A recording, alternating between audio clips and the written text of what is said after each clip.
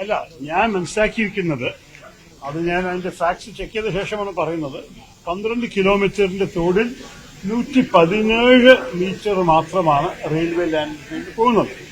ആ 117 മീറ്ററിന്റെ ഒരു ഭാഗമായിട്ട് അവർക്ക് ഉത്തരവാദിത്തമുണ്ടെന്നൊരു സംശയമില്ല.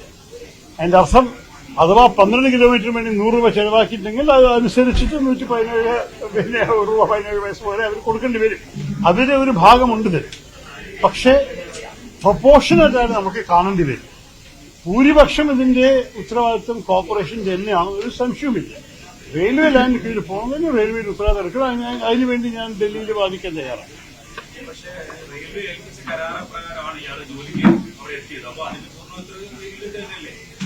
അത് എനിക്കറിയില്ല. കാരണം ഈ വിഷയത്തിൽ ഞാൻ മനസ്സിലാക്കിയിരിക്കുന്നത്, ഈ തോട്, നമ്മുടെ നഗരത്തിലുള്ള തോട്, നഗരത്തിന്റെ ജീവിതത്തിൽ നന്നാക്കാൻ വേണ്ടിയൊരു പ്രവർത്തനം കോർപ്പറേഷൻ ഉത്തരവാദിത്തം തന്നെയാണ്. അതിൽ ഒരു ഭാഗത്തിൽ അവർക്ക് ഇടപെടാൻ സാധിച്ചിട്ടുണ്ട്. ആ ഭാഗത്തിന് ഉത്തരവാദിത്തം മാത്രമേ റെയിൽവേസിനുള്ളൂ. നിങ്ങൾക്കറിയാൻ പറ്റും, തോടിന് ക്ലീൻ ചെയ്യുമ്പോൾ ഒരു ഭാഗം മാത്രം ക്ലീൻ ചെയ്താൽ വല്ല ഗുണമുണ്ടോ? അതിങ്ങനെ അറിഞ്ഞുകൊണ്ട് വരില്ലേ? അതുകൊണ്ട് അവർക്ക് അവരുടെ ഭാഗത്തിന് വേണ്ടിയുള്ള പൂർണ്ണ ഉത്തരവാദിത്തം ഉണ്ടെങ്കിലും ഈ ബാക്കി 12 കിലോമീറ്ററിനെ വൃത്തിയാക്കാനുള്ള ഉത്തരവാദിത്തം നമ്മുടെ നഗരസഭയുടെ തന്നെയാണെന്നൊരു സംശയം. അല്ല, റെയിൽവേയിൽ ഒരു ഭാഗമുണ്ട്. ആ പ്രൊപ്പോർഷൻ അനുസരിച്ച് അവർക്ക് ചെയ്യേണ്ടി വരും. അതിന് ഞാൻ ഇന്നലെ പുതുപ്പള്ളിയിൽ നമ്മുടെ ഗവർണറോട് സംസാരിച്ചു. അദ്ദേഹം ഒരേ അഭിപ്രായം തന്നെയാണ്. ഒരു ഭാഗം റെയിൽവേയിൽ ഉത്തരവാദിത്തം ഉണ്ടെന്ന് ആർക്കും ഒരു സംശയം പറയാൻ പറ്റും.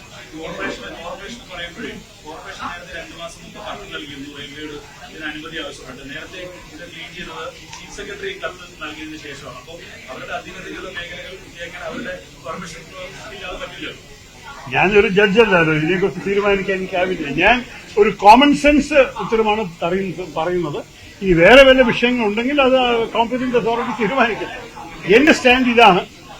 കോർപ്പറേഷൻ ഉത്തരവാദിത്തമുണ്ട്, റെയിൽവേന് ഒരു ഭാഗം ഉത്തരവാദിത്തമുണ്ട്. രണ്ടാളും അവർ ജോലി ചെയ്തിക്ക് ചെയ്യട്ടെ. എന്റെ ഉത്തരവാദിത്തം എന്താണെന്ന് നിങ്ങൾ പറഞ്ഞു തരും. എംപിക്ക് വല്ല എക്സിക്യൂട്ടീവ് അതോറിറ്റി ഉണ്ടോ? ഞാൻ വയനാട്ടിലായിരുന്നു, ഇവിടെ ആയിരുന്നില്ല. സത്യം തന്നെയാണ്.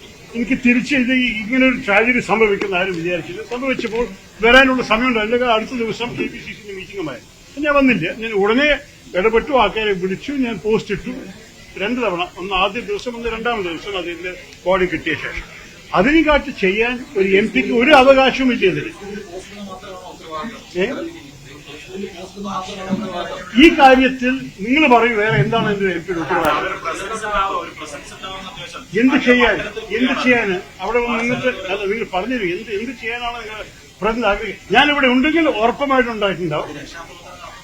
അല്ലാതെ എല്ലാ 365 ദിവസം കൂടി ഉണ്ടാവാൻ സാധ്യതയില്ല. നമുക്ക് ഓരോരോ ആവശ്യങ്ങളുണ്ടാവും. ഞാൻ ഉണ്ടായിരുന്നില്ല, അത് സംബന്ധിച്ചു. അഥവാ ഞാൻ ഉണ്ടെങ്കിൽ ഞാൻ പോയിട്ടുണ്ടാവും. പക്ഷേ എനിക്ക് പോയാൽ കൂടി ഒരു ഉത്തരവാദിത്തമോ അതോറിറ്റിയോ അവകാശമോ ഒന്നുമില്ല. എംപിയുടെ എക്സിക്യൂട്ടീവ് അതോറിറ്റി എന്താണ് നിങ്ങൾ എന്നെ ചൂണ്ടിക്കാണിക്കുക? എന്നെ ട്രോൾ ചെയ്യാൻ പലരും നിൽക്കുന്നതെന്ന് എനിക്കറിയാം. എനിക്ക് ഒരു പ്രശ്നമില്ല, ഞാനതൊക്കെ കേൾക്കാൻ തയ്യാറാണ്. പക്ഷേ എന്റെ ഏത് ഉത്തരവാദിത്തമോ ഏത് അവകാശമോ ഞാൻ പൂർത്തിയായിട്ട് എന്റെ റെസ്പോൺസിബിലിറ്റിയോട് ചെയ്യാൻ തയ്യാറായ ഒരു വ്യക്തിയാണ് ഞാൻ. ഇതില് എനിക്ക് അൺഫോർച്ചുനേറ്റ്ലി ഒരു അവകാശമില്ല. ഞാൻ ഈ മാലിന്യ പ്രശ്നത്തിൽ 2013 തന്നെ ഇവിടുത്തെ നാടിന്റെ ഈ നഗരത്തിന്റെ ബുദ്ധിമുട്ട് കണ്ടിട്ട് ഞാൻ എന്റെ വ്യക്തിബന്ധം ഉപയോഗിച്ചിട്ട് ആ കാലത്തെ ഏർബൻ ഡെവലപ്മെന്റ് മിനിസ്റ്ററായ കമൽനാഥിനെ കണ്ടിട്ട് 3 കോടി രൂപ വെറും മാലിന്യ പ്രശ്നങ്ങൾ തിരുവനന്തപുരത്ത് വേണ്ടി മാത്രം കൊണ്ടുവന്നു. അത് ശരിക്ക് സ്റ്റേറ്റ് ഗവൺമെന്റ് റിക്വസ്റ്റ് ഇല്ലാണ്ട് ചെയ്തതാണ്. അത് ഇതൊരു കാര്യം ഏർബൻ ഡെവലപ്മെന്റ് മിനിസ്റ്ററിന്റെ പ്രോഗറ്റീവ് ഉണ്ടായിട്ട് അദ്ദേഹം ചെയ്തു തന്നാണ്. ആ 3 കോടി രൂപ തന്ന ശേഷം ഇവരൊരു പൈസ ചെലവാക്കിയില്ല. ആ ഫണ്ട് ലാപ്സായി പോയി. ഇതൊക്കെയാണ് എന്റെ അനുഭവം. അവര് പറയണു നിങ്ങളുടെ വിഷയമല്ല, ഞങ്ങളാണ് കോർപ്പറേഷന്റെയാണ്. മാലിന്യ പരിഹാരം എംപിയുടെ ജോലിയല്ല, ഞങ്ങൾ ചെയ്തോളും. അപ്പൊ ഒരു പൈസ ചെലവാക്കിയത് ലാപ്സ് ആ സമയത്ത് തന്നെ 2013-14 ഇതിനെ പ്രഖ്യാപിച്ചതാണ്. അതുപോലെ തന്നെ ബാഴ്സലോണ പദ്ധതി, ഞാൻ പോയി ബാഴ്സലോണക്കാരെ കണ്ട് അവിടുത്തെ നഗരസഭ അവിടുത്തെ മേയറെ സ്വാധീനിച്ചിട്ട് അവിടുന്ന് ഒരു റെസൊല്യൂഷൻ പാസാക്കി നമ്മളെ സഹായിക്കാൻ എല്ലാ താല്പര്യമുണ്ട്. അവര് ഡയറക്ടർ ഓഫ് ഇന്റർനാഷണൽ റിലേഷൻസ് വന്നു, ഇവിടെ ആൾക്കാരെ കണ്ടു, മേയറെ കണ്ടു, ഇവിടുത്തെ ഉദ്യോഗസ്ഥന്മാരെ കണ്ടു, സംസാരിച്ചു. ഇതൊക്കെ ബാഴ്സലോണ നമുക്കൊന്ന് ചെയ്തു തരാൻ തയ്യാറാണെന്ന് പറഞ്ഞു. ആകെ ഇവിടുത്തെ മേയറിന് ചെയ്യാൻ ആവശ്യമുണ്ടാകുന്നു വെറും ആ ഒരേ റെസൊല്യൂഷൻ ഇവിടെ സ്വീകരിക്കാൻ മാത്രമായിരുന്നു. അവരുടെ സങ്കുചിത രാഷ്ട്രീയ താല്പര്യങ്ങളുടെ കാരണം അതും കൂടി ചെയ്തില്ല. അപ്പൊ എനിക്കൊരു പാഠം പറഞ്ഞു, എംപിക്ക് ഇതിൽ അവകാശമില്ല. നിങ്ങൾ എന്ത് ചെയ്താലും അവര് നിങ്ങളെ തടുക്കും.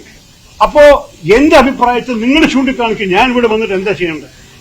ഞാൻ വെറുതെ വന്നിട്ട് നാടകം കാണിക്കാൻ വിശ്വസിക്കുന്ന ഒരു രാഷ്ട്രീയക്കാരനല്ല. എനിക്ക് അവിടെ വന്നിട്ട് നിങ്ങൾ എല്ലാവരും മുമ്പിൽ നിന്നിട്ട് പല കാര്യങ്ങൾ പറയാം. പക്ഷെ അതുകൊണ്ട് വല്ല ഈ മനുഷ്യന്റെ ജീവിതം രക്ഷപ്പെട്ടിട്ടുണ്ടാവും. കർണാടകയിലെ പ്രാദേശികവാദം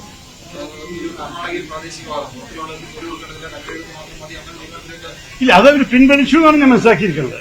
അത് വലിയ, എനിക്ക് എന്റെ അഭിപ്രായത്തിൽ അത് വലിയ ബുദ്ധിയൊന്നും ഉള്ളൊരു ഒരു തീരുമാനമാണ്. എല്ലാ സംസ്ഥാനങ്ങളും ചെയ്തു കഴിഞ്ഞാൽ ഒന്നാം കാര്യം അത് ഭരണഘടന വിരുദ്ധമാണ്. കോൺസ്റ്റിറ്റ്യൂഷൻ പ്രകാരം എഴുതിയിരിക്കുന്നത് every citizen of India has the right to live and work and travel freely in any part of India. അപ്പൊ അങ്ങനെ ഒരു സ്ഥിതിയിൽ എങ്ങനെയാണ് ഇങ്ങനെ ഒരു കാര്യം ചെയ്യാൻ ചോദ്യമുണ്ട്. ഹരിയാന ഇതുപോലെ ചെയ്യാൻ ശ്രമിച്ചപ്പോൾ, നമ്മുടെ സർക്കാർ അല്ല, മറ്റേ സർക്കാർ ചെയ്യാൻ ശ്രമിച്ചപ്പോൾ സുപ്രീം കോടതി അതിനെ തള്ളിക്കഴിഞ്ഞു. അപ്പൊ എനിക്ക് അറിയില്ല കർണാടക എന്തിന്റെ അടിസ്ഥാനത്തിൽ അങ്ങനെ ചിന്തിച്ചതാണ്. പക്ഷെ ഇത് ചിന്തിച്ചിട്ട് ശേഷം അവരത് പിൻവലിച്ചതിന് ഞാൻ തപ്പുകൊട്ടുന്നു. ഇതൊരു ബുദ്ധിയില്ലാത്തൊരു കാര്യമാണ്. നമ്മൾക്ക് തന്നെ അറിയാം, പല സംസ്ഥാനങ്ങളിലെ ജനങ്ങൾ ആ സംസ്ഥാനത്തിൽ പ്രവർത്തിക്കുന്നുണ്ട്. അവരിങ്ങനെ ഒരു ലോ പാസ്സാക്കിയാൽ കൂടി അതിന് നഷ്ടം അവർക്ക് തന്നെ ഉണ്ടാവുള്ളൂ. കാരണം ചാടി നിൽക്കാൻ തയ്യാറാണ് തൊട്ടടുത്ത് തമിഴ്നാട്, നമ്മുടെ സ്വന്തം കേരളം കൂടി പറയും കർണാടകയിൽ ജോലി എടുക്കേണ്ട ഞങ്ങളുടെ അടുത്ത് വരും, ഞങ്ങൾ നിങ്ങളെ സ്വീകരിക്കാന്ന് പറയും. പക്ഷെ ഞങ്ങൾക്ക് മലയാളികൾ നല്ലപോലെ ഉണ്ട് ജോലി തന്നിട്ട്, അവരൊക്കെ ബാംഗ്ലൂരിൽ പോയിട്ട് കൂടിയില്ല. അപ്പൊ എനിക്കറിയില്ല ഇത് ആരുടെ ബുദ്ധിയായിരുന്നു. എന്തായാലും അവർ പിൻവലിച്ചത് നല്ല കാര്യം തന്നെ.